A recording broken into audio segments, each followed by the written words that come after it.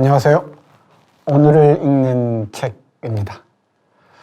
겨울 내내 눈에 참 인색하더니 이대로 가기가 미안해서였는지 겨울이 푸짐한 눈을 뿌렸습니다. 그리고 또 아쉬워서였는지 오늘은 참 쌩그럽네요.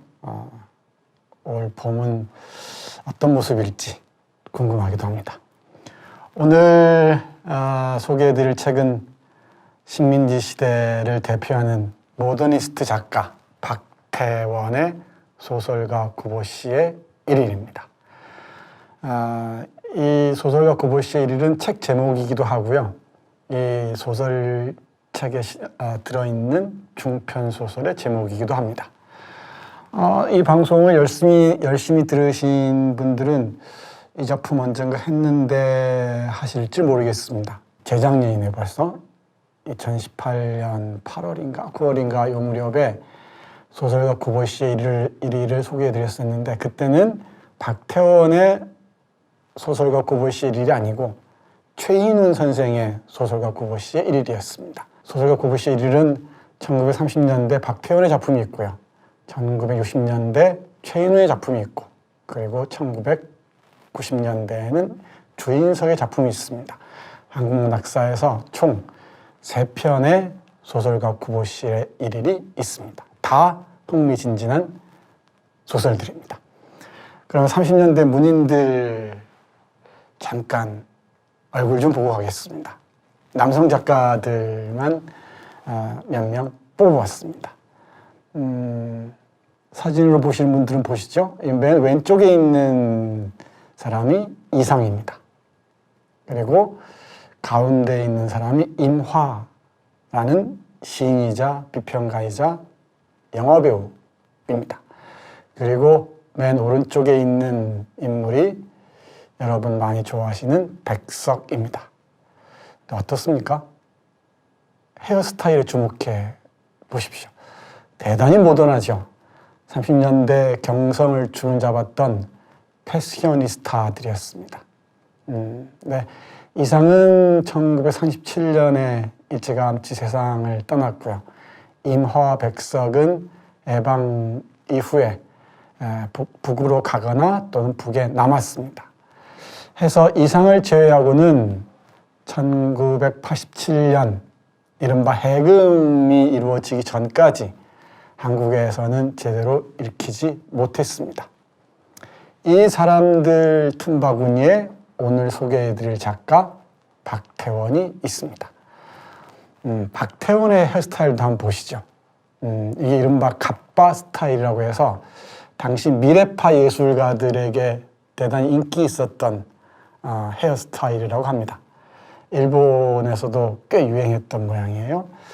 1909년에 태어나서 1986년에 세상을 떠났는데 박태원 역시 임화나 백석과 마찬가지로 북의 작가로 남아있는 바람에 남쪽에서는 오랫동안 읽히지 못했습니다. 월북 작가라고 할 수 있죠. 서울 출생이니까 제북이 아니고 월북 작가라고 할 수 있습니다. 왼쪽 사진이 30년대의 얼굴이고요. 오른쪽 사진이 노년에 북에서 찍은 사진으로 알려져 있습니다.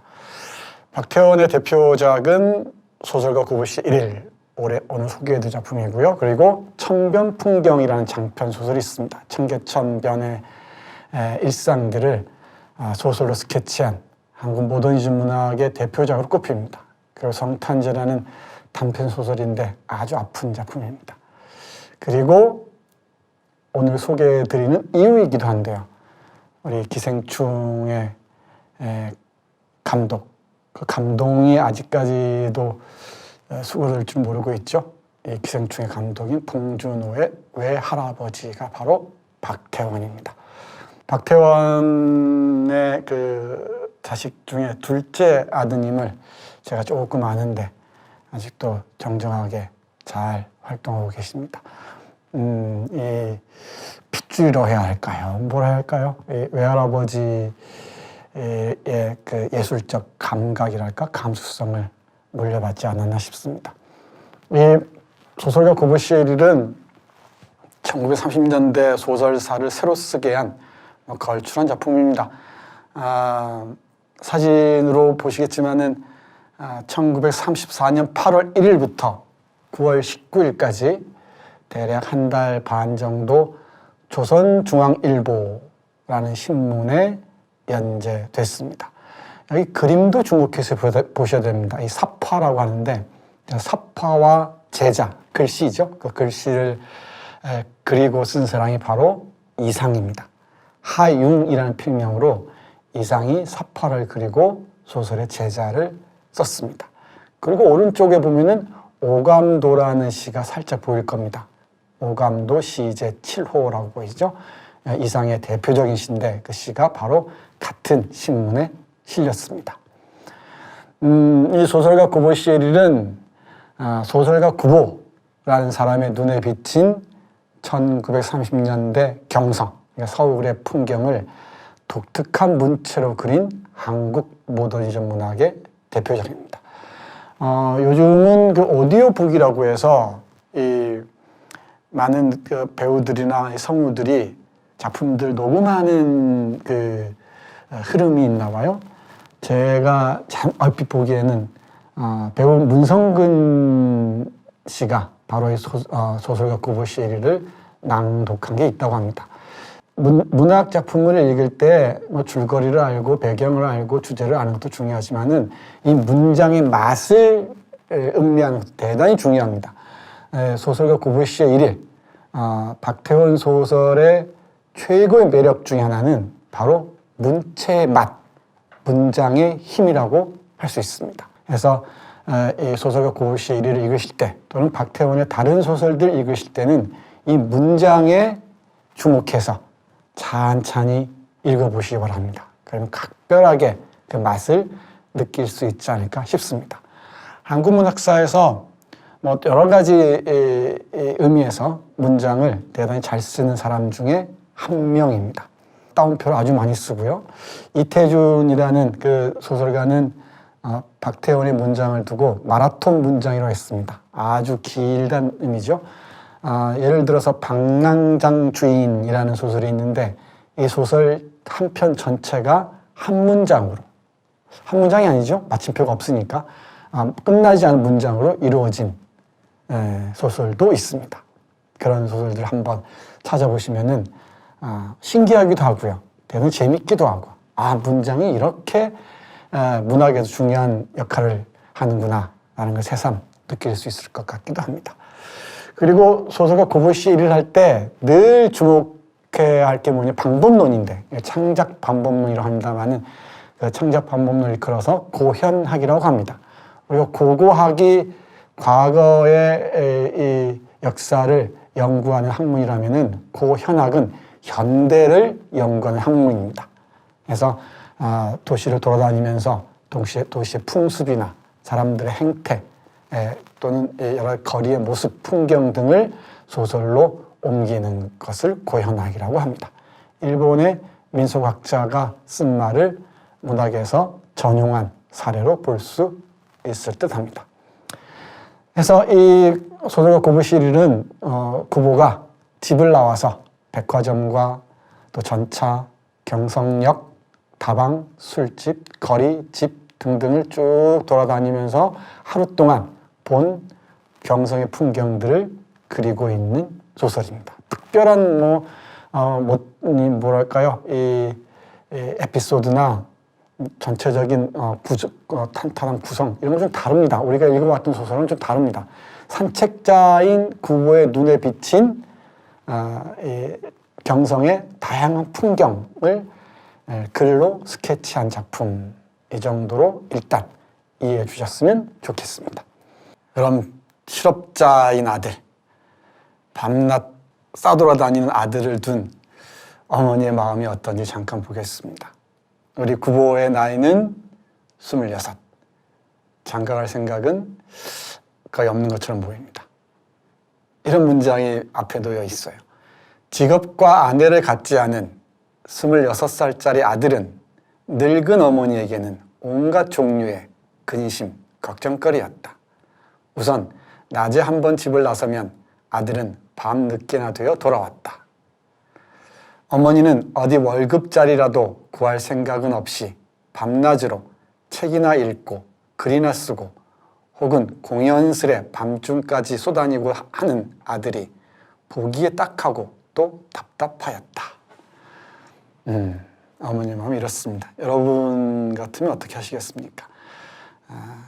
밤낮 싸돌아다니고 책이나 읽고 소설 쓴다고 엉뚱한 짓이나 하고 그러니까 돈 안 되는 짓이나 하고 이러면 여러분들은 어찌 하시겠습니까? 항상 뭐 세상살이가 그렇기도 하겠지만 우리는 결과에 집중해서 보지 그 과정들은 생략하는 경우가 많죠.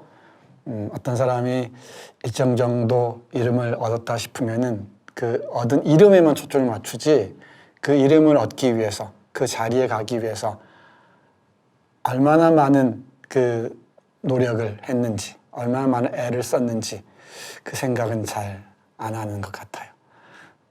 우리 구보의 어머니의 마음도 알 듯 모를 듯 합니다.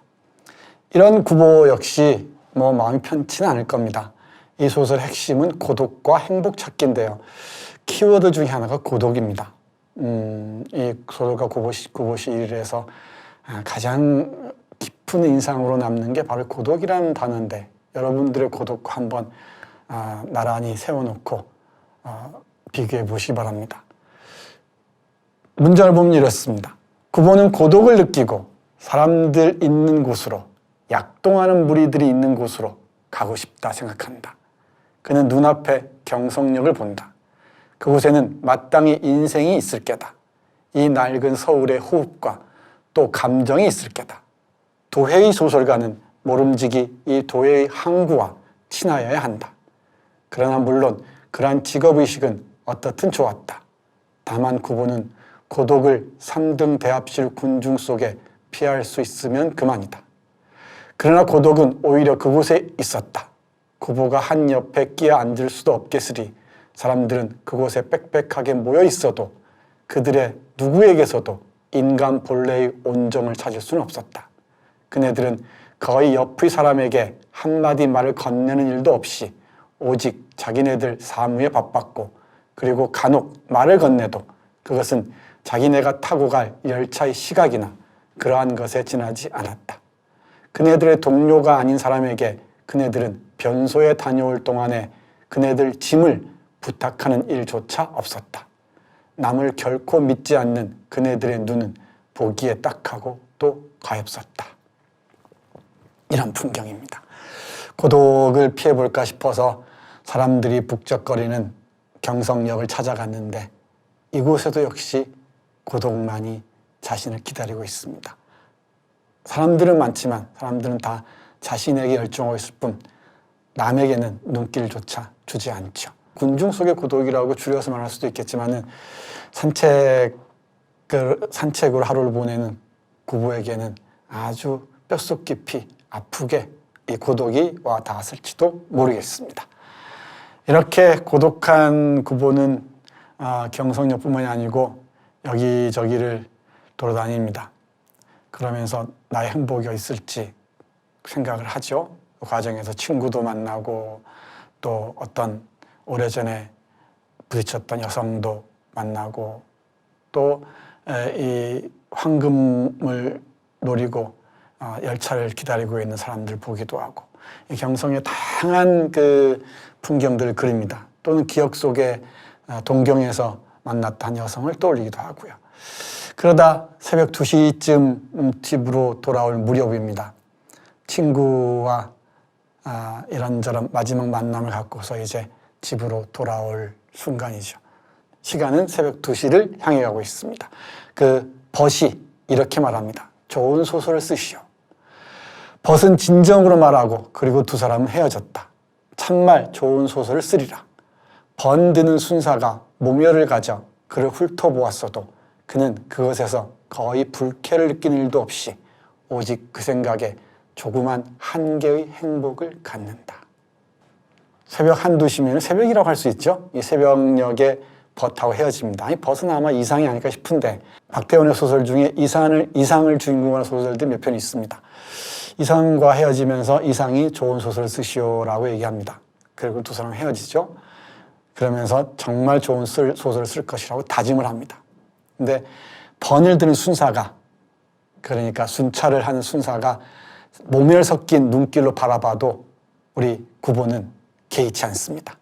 그는 오직 좋은 소설을 쓸 것이라는 생각에만 해서 행복을 느낄 뿐이죠. 작가는 이렇게 자신이 좋아하는 일, 좋은 소설을 쓰는 일을 할 수 있어야 비로소 행복을 찾을 수 있는 모양입니다. 이런 예술가들의 고독하고 외로운 그 내면 상태를 잘 보여주는 1934년에 연재된 작품 소설가 구보시의 일일입니다. 요즘은 어떨까요? 요즘의 작가나 예술가들도 구보의 그 내면 풍경과 크게 다르지 않을 겁니다. 그 예술가들이 쓸쓸하지 않도록, 고독하지 않도록 우리가 늘 곁에서 함께 지켜보았으면 좋겠다는 생각을 하면서 봉준호라는 거울출한 외손주를 둔 소설가 박태원의 소설가 구보시의 일일 소개해드렸습니다. 고맙습니다.